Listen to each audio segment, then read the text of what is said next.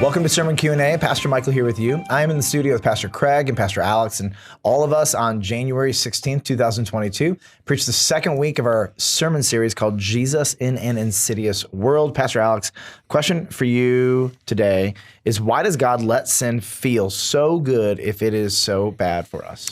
Yeah, so I have two answers. The first is the idea that creation was made good. It was made to be enjoyed for us. But sin, what it does is it perverts creation. The result is that sin still feels good, like because creation was made good, right? We've taken it, we've used it for something else, right? But at the end of the day, like it's not like it all of a sudden becomes painful or bad because we've perverted it. No, we're taking something good and using it for ourselves. So that's the first answer.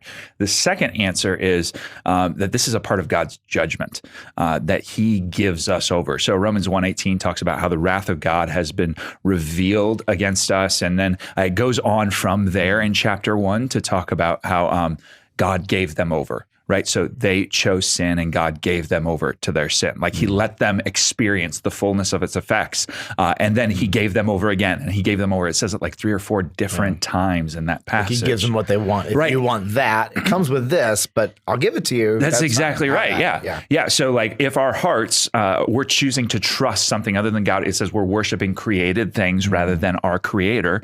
God gives us what our hearts are seeking after. So really you have the goodness of creation, that it's enjoyable, and you have God's judgment. So it's like we give ourselves over to something good and choose to worship it or whatever, but then like God gives us over to that.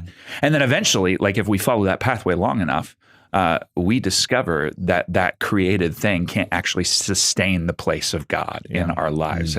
It crushes us, right? But it takes a while to figure that out. It doesn't like immediately sting when we choose to pursue the sin because it was made good. Well, I mean, a good thing, if you use it in a bad way, still feels good.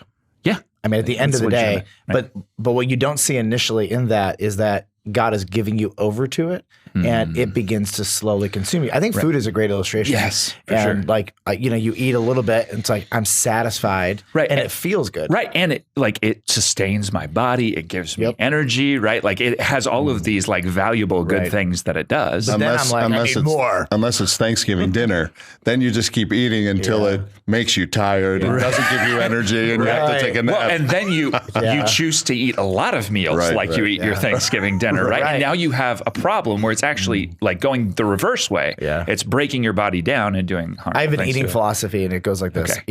Treat every meal as if it's your last. I think that's a fantastic. Thank you. I thought that was really good. It's going to go well for you. Yes, and that would be, and it feels really good. It feels very good in those moments, but it's interesting. Slowly, it comes back to get me, and that philosophy was not good for me. Yeah. So, can I ask you a question, Alex? Yeah. If everything is not inherently evil, can we use God's creation, not necessarily always in an evil way? Can we still use it in a good way? Well, yeah, absolutely. Like when we use creation, like when we are aligned with God's heart and we are seeking to bring creation into the manner where it would like glorify God, and we would glorify God in our use of creation, there is like this place of like enjoyment for the glory of God that exists, right? So that's when we're aligning with God's purposes for creation, I think for sure. Can we go to your second point, which is the reason it feels good, or the reason it doesn't feel bad, is because of judgment. So just go deeper on this, because I think for some people are going to be bothered by this. So if I choose to sin, you're going to like give me over to it and judge me. Right. That feels kind of harsh. Well, right. I mean, so here's the idea though, like, and this is what Romans 1 presents to us. Like, God is not going to like somehow put a lot of major roadblocks in our way to stop us from, like, we are choosing to say, God, we know you said that this thing is not good for us, but we're going to choose it anyway because we want to, have maximum pleasure, or we want to, lift ourselves up in our own eyes, or whatever it might be, right? But like we're disregarding what God said and choosing our own pathway. It's not like God's going to keep like going out of His way to stop us from doing that. Like He's going to let us discover what it is that we're seeking. He wants, So you mentioned like God's not going to put a lot of roadblocks, and I know what you're saying. And I imagine God sitting down with somebody and then saying, "Why didn't you tell me?"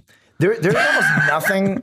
I'll be honest. There's almost nothing that is sinful that statistics, actual legitimate studies are going to tell you is healthy and good for you. Right. And like if he's like, was it in the Word? Well, yeah. Did your mom teach you and your dad teach you that this was wrong? Yeah. Yeah. Did the government tell you it was illegal and they threatened to punish you if you get caught? Yeah. Did all the studies come out telling you that this wasn't probably pretty good? Yeah. Did I put my conscience inside of you and like kind of like get a little voice that was like, don't do that? And I'm like, yeah. So was your give a life in litany of constant things. danger Yes. when you were doing this thing? Yes. Well, yes. Yeah. Were the people supporting you like actually good people who are healthy and they're like, yeah, I want to be just like them when I grow up? Like, no. So those are all roadblocks. Correct. Yeah. But this is the irony of it is like most of the time in sin, there are so many things that we have had to quench. We've had to stifle in order to choose the thing. In order to choose the thing. Yeah. And we kind of know deep down inside, like I can't eat every meal like Thanksgiving. That is not going to go like well for me. But but it's funny though, because on the one hand, we're like, well, why didn't you stop me? I can imagine that. On the other hand, if it stung every time we sinned, spiritual death is going to make us hate God. Right. Yeah. And so he's like, well, if I make it painful, you're going to hate me. And if I don't everywhere we turn, painful, like we choose this thing, it hurts. We choose this thing, it hurts. We choose this thing, it hurts. And it's like, okay, God, like, what do you like? Why should we even? Then God's cast as a God of pain instead of a God of like love, right? So it's interesting. No matter what God does, you know, in the eyes of somebody who's spiritually dead, right, he can't win. Right. You know?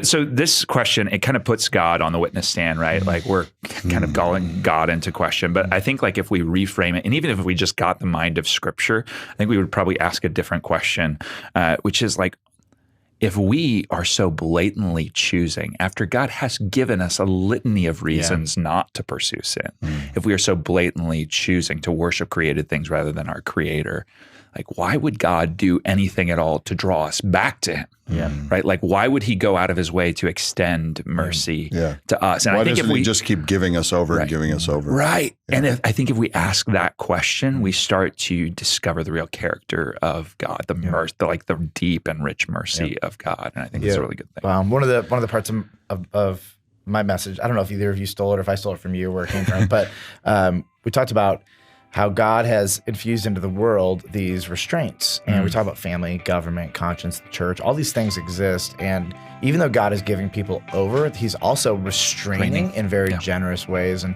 I think, like His mercy is pretty unbelievable in light of how rebellious we all actually are. Yeah. So, well, thank you guys. That was a lot of fun. And I appreciate you joining us as well. We have many more questions on Sermon Q&A. We'll see you next time.